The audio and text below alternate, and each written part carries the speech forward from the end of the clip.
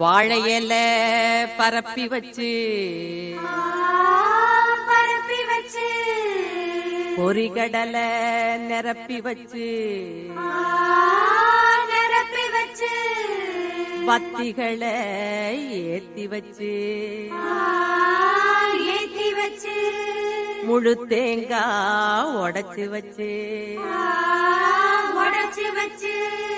ஏழை மக பூச வச்சா ஏத்துக்கணும் நிலமகளே இட்ட வெத நெல்மணியா ஆக்கி தரும் குலமகளே. ஏறெடுத்து ஏறெடுத்து பாடு பாடு பாடு பாடு ஏறக்கொண்டு ஊருக்கெல்லாம் சோறு கொடு சோறு கொடு பாடுபட்டா பொன்வளையோ பூமி இது பூமி இது பூமியத்தான் மிஞ்சுகிற சாமி எது சாமி எது இந்த காணி நிலந்தா நாம கேட்ட வரந்தா என்றும் இல்லை என்று சொல்லாமல் தான் அழி கொடுக்கும். ஏறெடுத்து ஏறெடுத்து பாடு பாடு பாடு பாடு ஏறக்கொண்டு ஊருக்கெல்லாம் சோறு கொடு சோறு கொடு.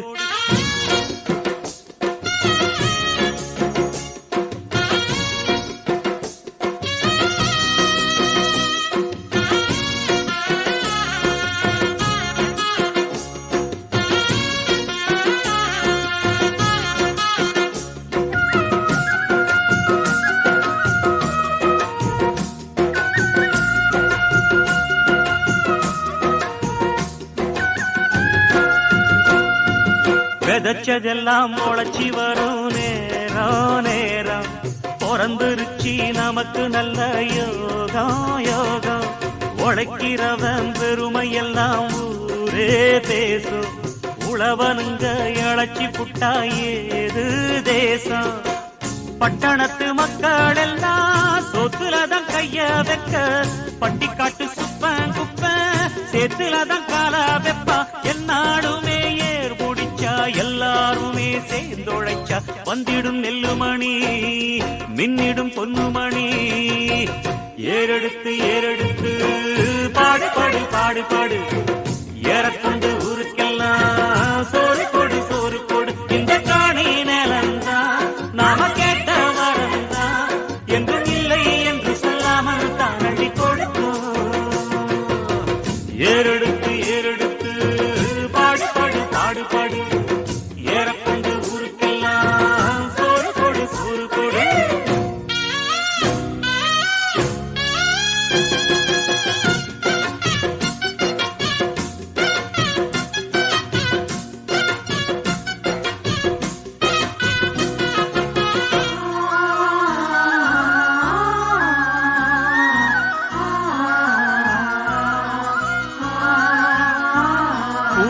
எல்லாம் அறுவடைக்கு ஏங்கும் நேரம் கருவாய் எடுத்துக்கிட்டு வாங்க யாரும் கதிரடிச்சு களத்துலதான் ஓரம் சேர்த்து பதறிருந்தா முறத்துலதான் காத்தில் தூத்து பக்குவமா மூட்டை கட்டி பாரவண்டி ஏத்தி விடு பக்கத்தூரு சந்தையில விட்டு போட்டு காசை எடு. தேனாருந்தாடி வரும் பாலாருந்தான் ஓடி வரும் பாலடி இருக்குமணி பஞ்சங்கள் இல்லை நீ.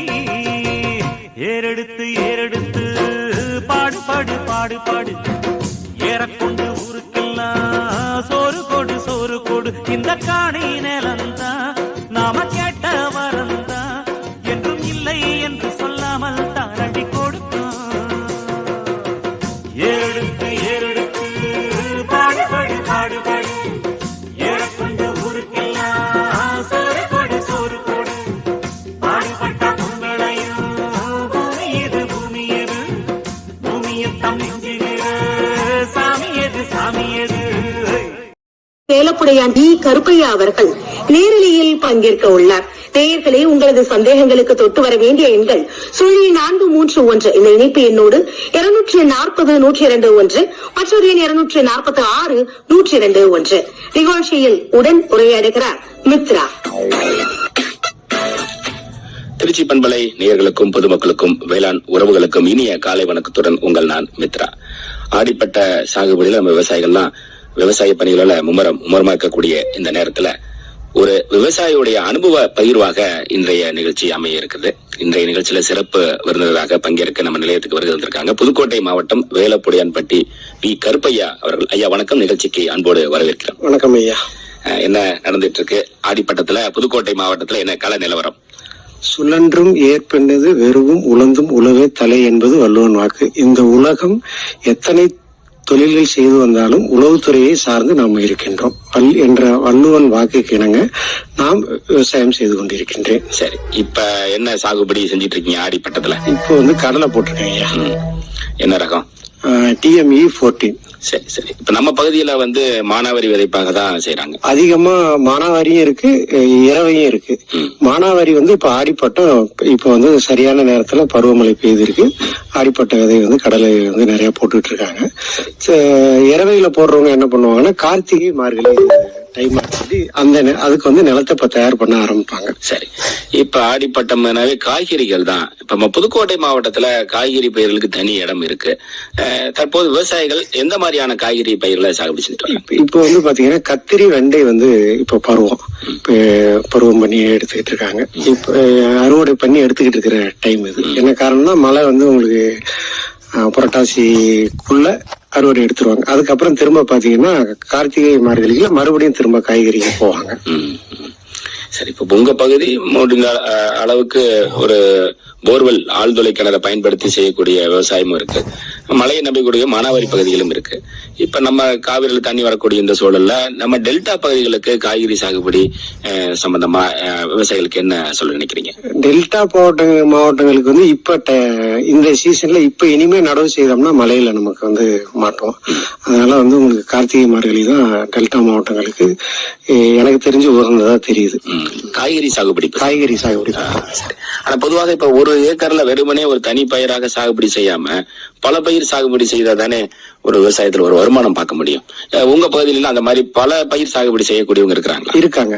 இப்ப பாத்தீங்கன்னா கத்திரி, வெண்டை, பாகக்காய் இந்த மாதிரி பல பயிர் ஒரு ஏக்கர்ல பிரிச்சு சாகுபடி பண்ணி அதை கொண்டு மார்க்கெட்ல கொடுக்கிற விவசாயிகளும் இருக்கிறாங்க.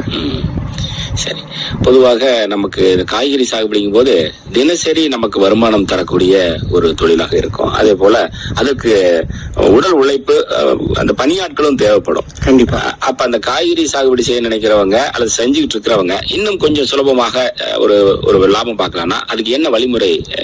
காய்கறி சாகுபடி பண்றதா நிச்சயமா வீட்டுல இருந்து ஒரு 3 நாள் 4 நாள் அவங்க சொந்த ஆள் இருந்தாதான் காய்கறி சாகுபடியை பொறுத்தவரை ஒரு நிகர லாபமா பார்க்க முடியும். ஏன்னா இன்னைக்கு கூலியனுடைய இதெல்லாம் அதிகமா போயிட்டு இருக்கிறதுனால வீட்டுல அதிகமா நபர்கள் இருக்கிறவங்க அதை நிறைய பண்ணிட்டு இருக்காங்க.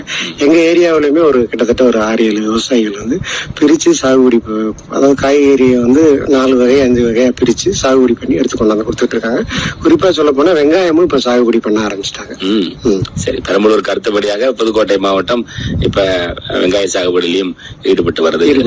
நிச்சயமா இப்ப நமக்கு நீங்க சொன்ன மாதிரி குடும்ப உறுப்பினருடைய ஒத்துழைப்பு வேணும். இன்னும் சொல்ல போனா இளைய தலைமுறையை நம்ம விவசாயத்துக்கு கொண்டு வரணும். கண்டிப்பா. ஏன்னா நம்முடைய ஒரு பாரம்பரியமான ஒரு தொழில் இளைய தலைமுறை வரும்போது இன்னும் அவங்க நவீன தொழில்நுட்பம் எல்லாம் கொண்டு வருவாங்க. இன்னும் நிறைய அவங்க புதிய வகை தொழில்நுட்பங்கள்லாம் பயிற்சி எல்லாம் எடுத்துக்கிட்டு வருவாங்க. இப்ப நம்ம நிகழ்ச்சியில் ஒரு நேர் இணைகிறார். வணக்கம். வணக்கம் சார். ஐயா சொல்லுங்க.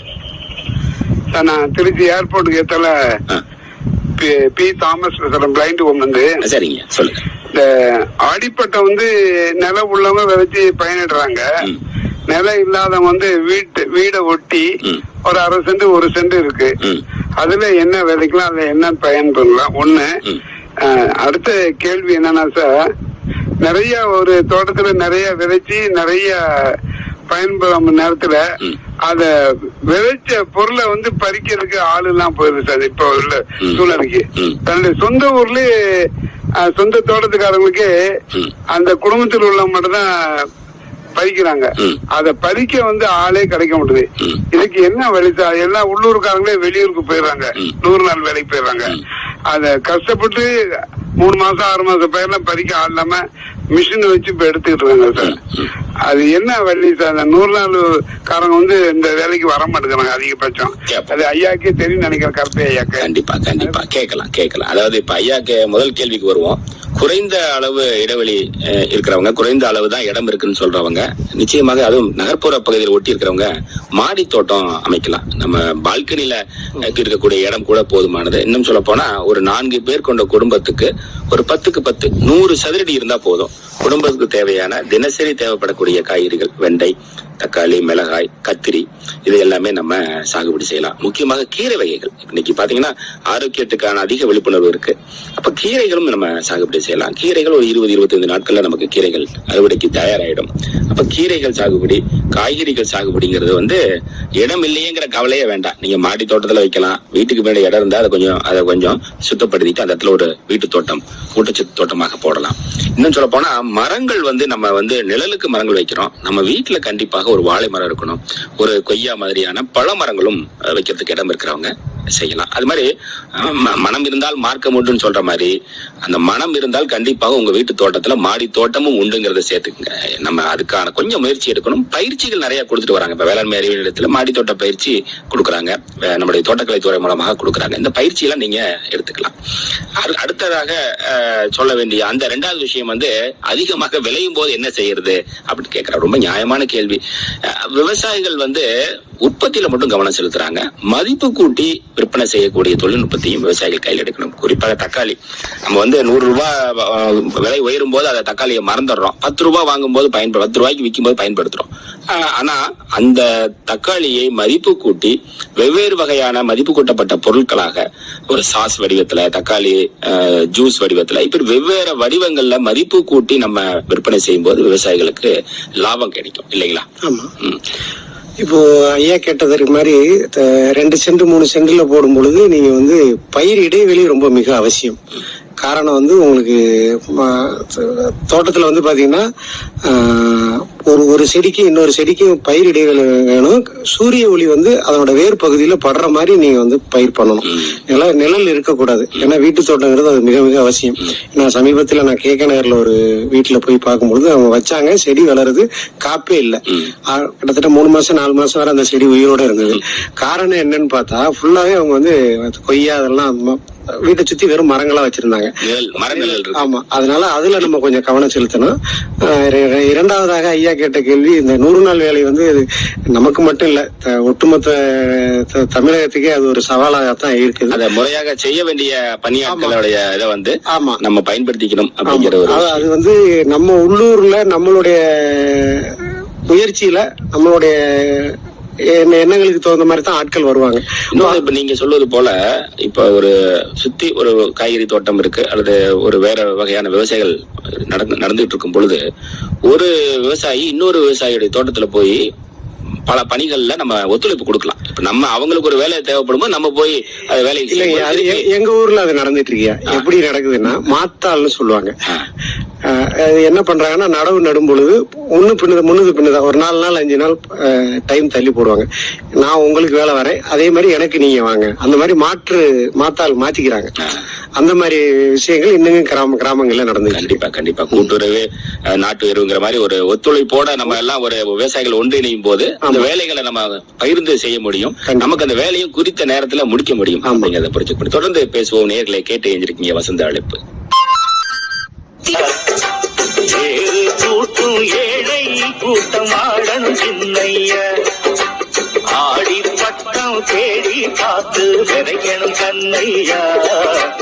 ஏறு கூட்டும் ஏழை கூட்டம் ஆடணும் சின்னைய, விளைஞ்சது நெல்லு மணி, விதைச்சவ பொண்ணு மணி, வித போடணும் போடணும் போடணும், உலகே பசியாரணும் ஆடணும். ஆடி பட்டம்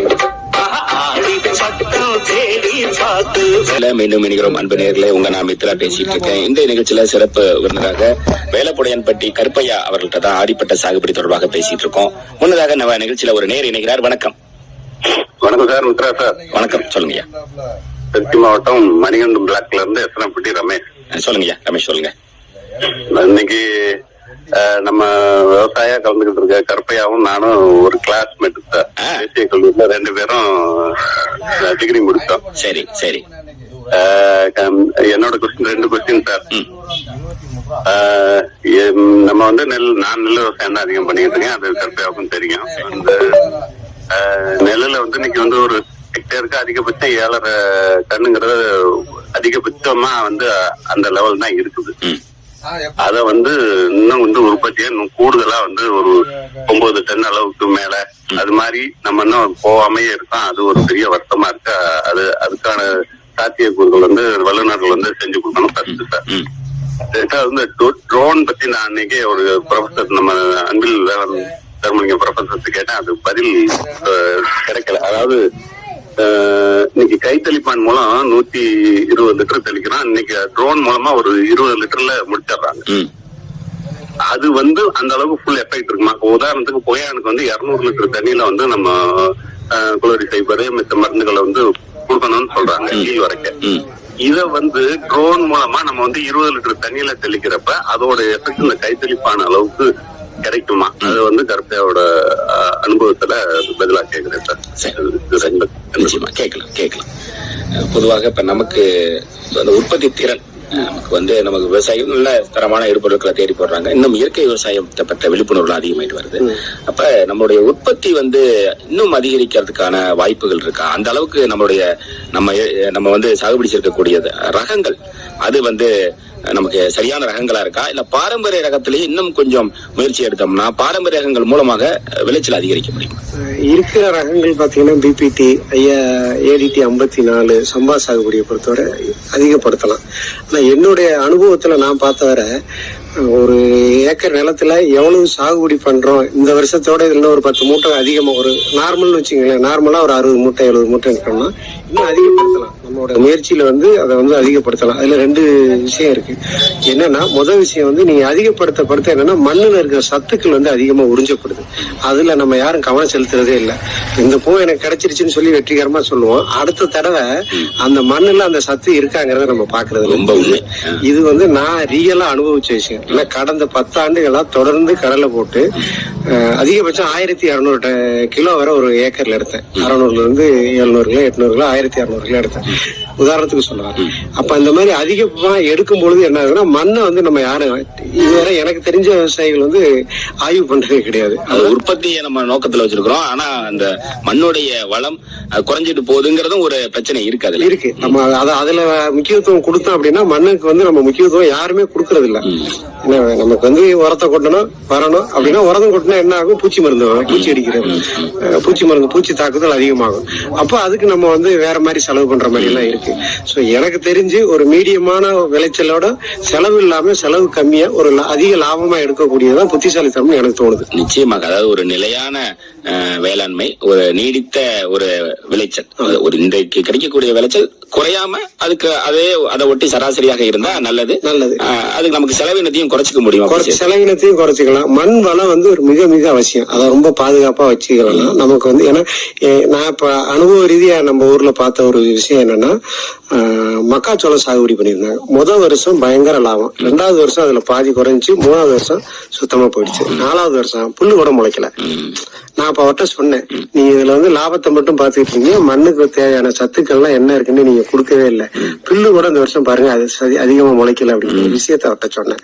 அதுக்கப்புறம் அதை வந்து அவர் சரி பண்ணார். மண் வளத்தை அடிப்படையா வைத்துதான் நம்ம செயல்படணும். முக்கியமாக விளைச்சலை மட்டுமே நோக்கமா வச்சுக்க கூடாது. லாபம் நமக்கு ஒரு சராசரியான லாபம், நமக்கு செலவுகள் போக லாபம் இருக்கிற மாதிரி நம்ம செயல்பட இருக்கணும். இந்த ட்ரோன் வகை தெளிப்புமே இப்ப வந்து பிரபலம் ஆயிட்டு வருது. உங்க பகுதியில ட்ரோன்ல தெளிக்கிறாங்க? எனக்கு தெரிஞ்சு ஒருத்தர் தான் இது உபயோகப்படுத்தினாரு. நான் அதை கண்கூட பார்த்தேன். பட் ரிசல்ட் வந்து பாத்தீங்கன்னா அந்த மருந்தோட எஃபெக்ட் வந்து எல்லா பயிருக்கும் அது தேவையான அளவுக்கு பூச்சியை வந்து கண்ட்ரோல் பண்ணுச்சு. அதனால வந்து எனக்கு முழுமையான இது தெரியல. பட் ஆனா வேலை மிச்சம், நேரம் மிச்சம், செலவு மிச்சம்.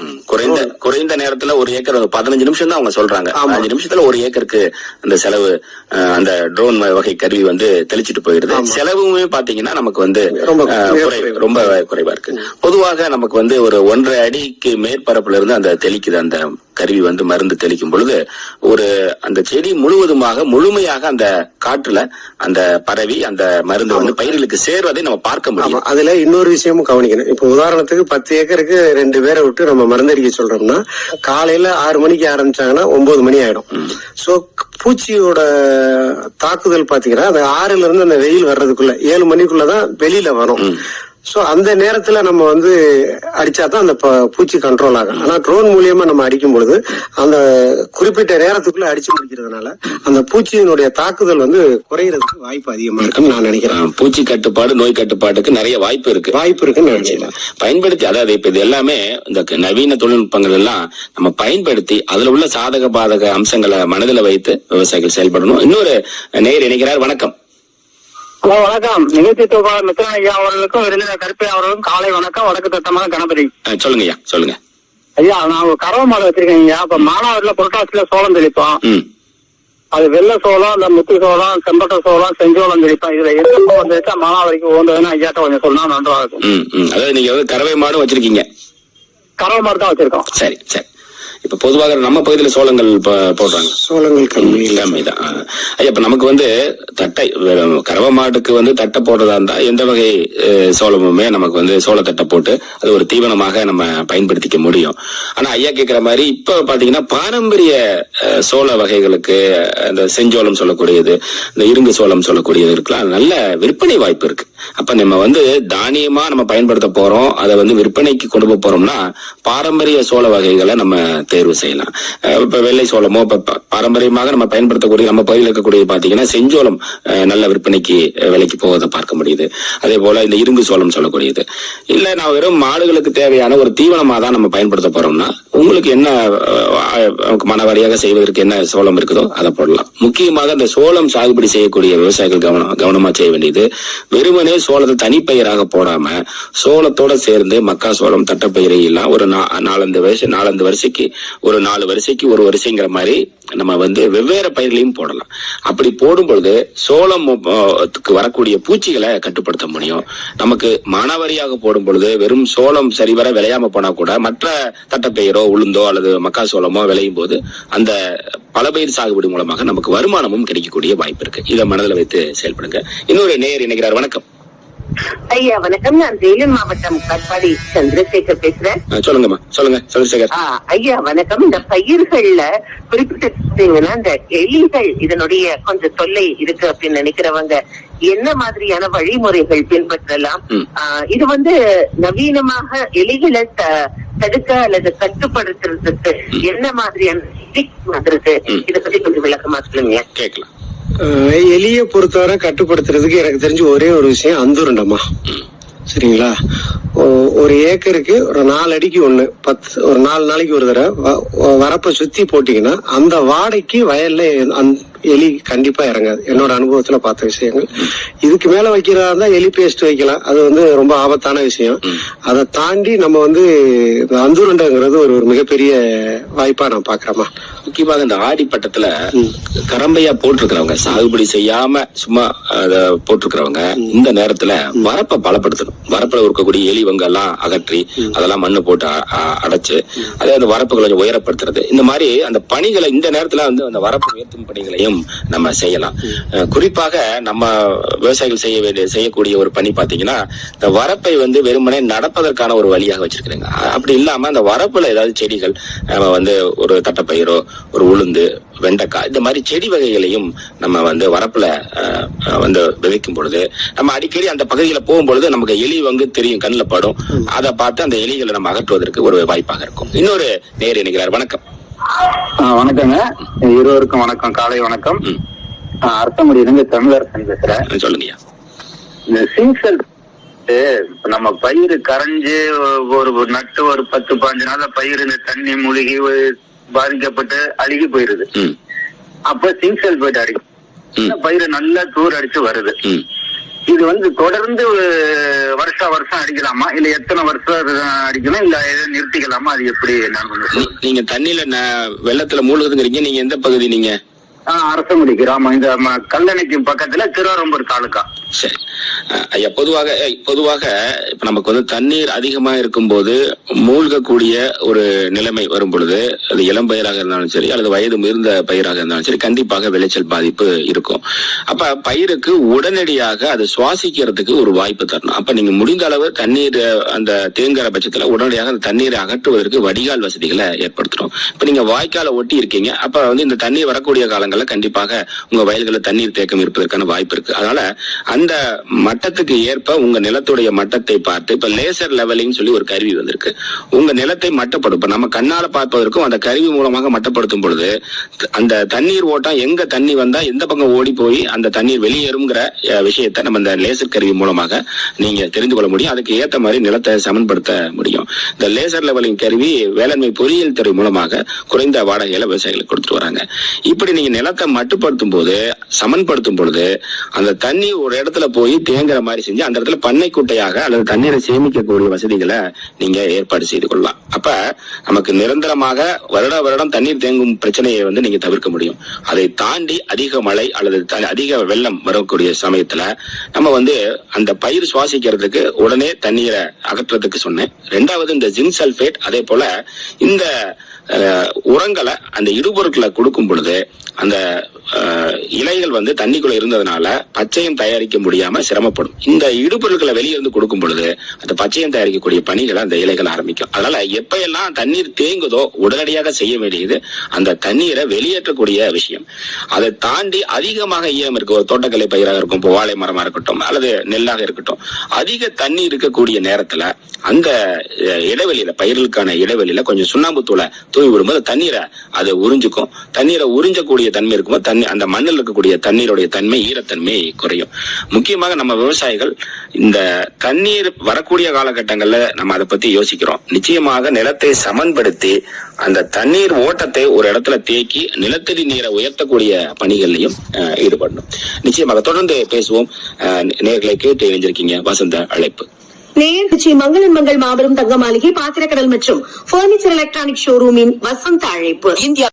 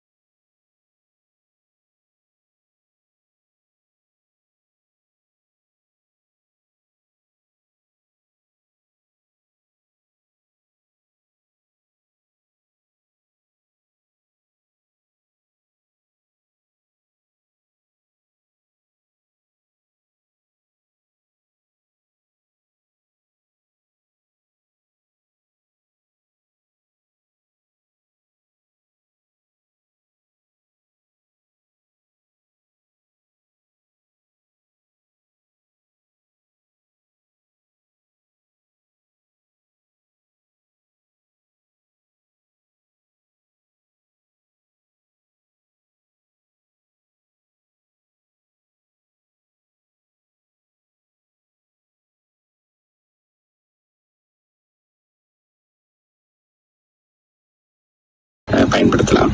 அதே போல அவங்க சொல்றது இந்த மயில் தொந்தரவு அதிகமாக இருக்கு அப்படின்னு சொல்லிட்டு, இது வந்து எல்லா விவசாயிகளுமே சந்திக்கக்கூடிய ஒரு பிரச்சனை தான். இருந்தாலும் நமக்கு வந்து இந்த மயில் வந்து இப்ப பார்த்தா இந்த சிகப்பு மிளகாயே மயில் சாப்பிடுவதெல்லாம், மிளகாய் இல்ல வெங்காயம் முளைச்சு வருது பத்தி. ஆமா, அந்த முளைச்சு வர்றது அந்த இலையே சுத்தமா கொத்தி எடுத்துட்டு இருக்கு. அந்த மாதிரி பிரச்சனை இருக்கும்போது இந்த மயில் வந்து ஒரு அதிக உயரம் பறக்காத பறவை. அதனால ஒரு 2 அடி உயரத்துல வந்து நீங்க ஏதாவது இந்த பழ வளர்க்கக்கூடிய இந்த டேப், கடைகளை கிடைக்கக்கூடிய டேப் அல்லது சத்தம் எழுப்பக்கூடிய இந்த பிளாஸ்டிக் டேப்புகளை நீங்க வச்சுட்டீங்க, அல்லது அந்த வீட்டோட தோட்டத்தோட 4 மூலையிலையும் காத்தடிச்சா சத்தம் கேட்கக்கூடிய ஏதாவது ஒரு வகையான டப்பா, அது சில பாட்டில்கள் எல்லாம் 2-3 பாட்டில்ல ஒன்னா கட்டி தொங்க விட்டுட்டீங்கன்னா அந்த காத்துல அந்த 2 பாட்டில் அல்லது அந்த பிளாஸ்டிக் பாத்திரங்கள் அந்த வந்து மேல உரசும் பொழுது அந்த சத்தம் கேட்டுக்கிட்டே இருக்கும். அந்த சத்தத்துக்கும் கொஞ்சம் பயந்து இந்த பறவைகள் வராம இருக்கும். வீட்டுல நாய் வளர்த்தீங்கன்னா நாய் அந்த இடத்துல கட்டி வச்சீங்கன்னா வராது.